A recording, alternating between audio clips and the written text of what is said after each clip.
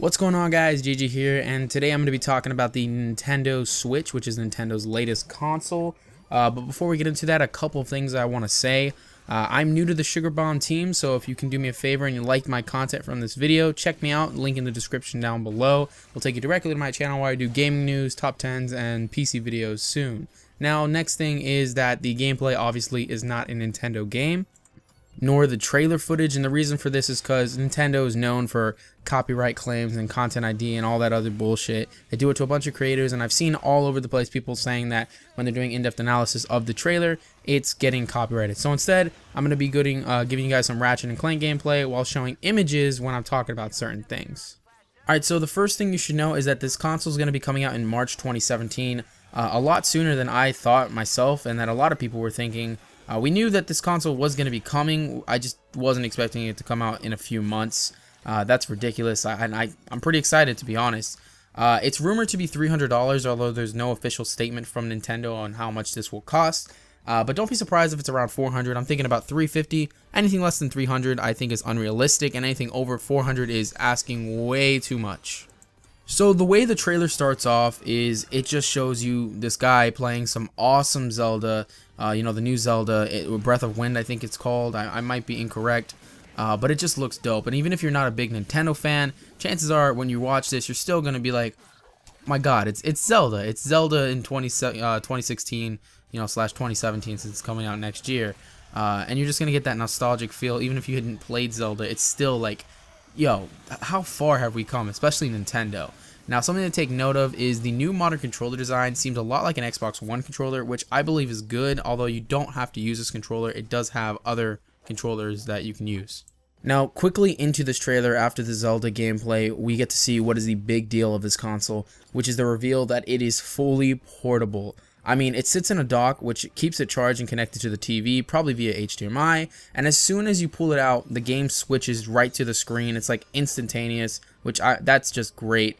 They show the guy gaming at the park, the airport, on an airplane, and a bunch of other places. Basically, you can go take a shit and keep playing your video game, which, I mean, if that's not an advancement in technology, I really don't know what is. Now, people have been predicting that it would be fully portable for months now.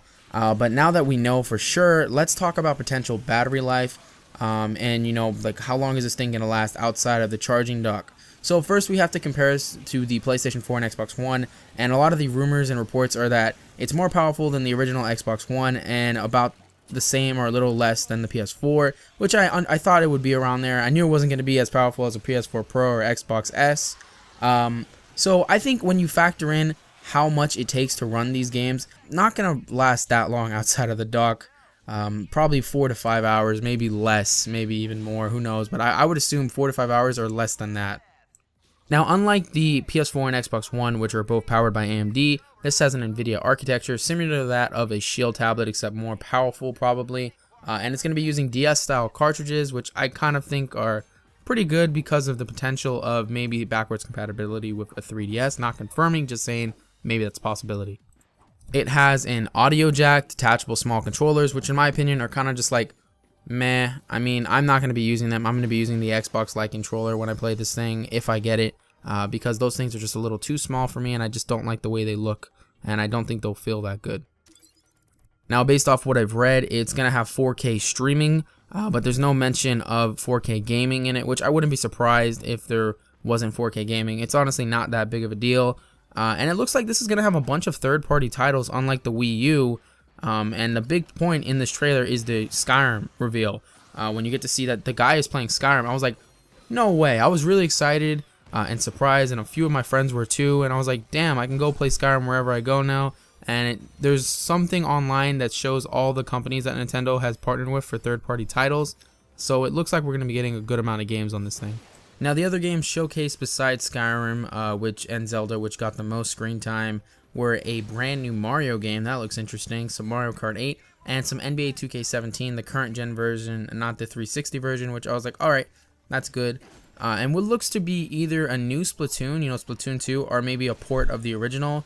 I haven't played enough Splatoon to know if that's a sequel or if that's the same game. It's not my cup of tea.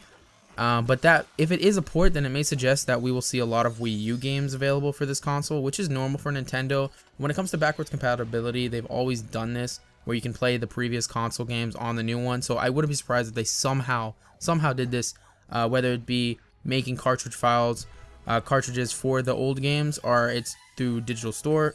Who knows? So in all honesty, I thought this trailer was great. I thought this announcement was exciting, and I'm pretty hyped for this thing. You know, I didn't buy a Wii U.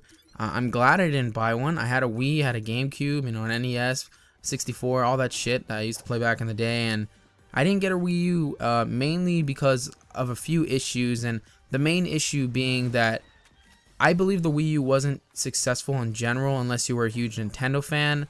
And the reason for that is there were basically no third-party titles. There was always that joke that people would make, like, what about the Wii U? Whenever a game came out, like, people would be like, oh, but is there going to be a Wii U version? And it just became kind of like a meme in itself. And I think that's the big reason why the Wii U didn't sell too good, even though people will swear up and down that it sold amazing. But look, it didn't do that good in terms of a general span of gamers. Just in its own core audience is what made it sell well. And I think this one's going to be a bit different because there's going to be more video games rather than just exclusives. So I am excited for this thing. I'm probably going to pick it up maybe a few months after it comes out, though. Anyways, thank you guys so much for watching. Don't forget to check out my channel, link in the description, and subscribe to Sugar Bomb, and go check out sugarbomb.com. Peace.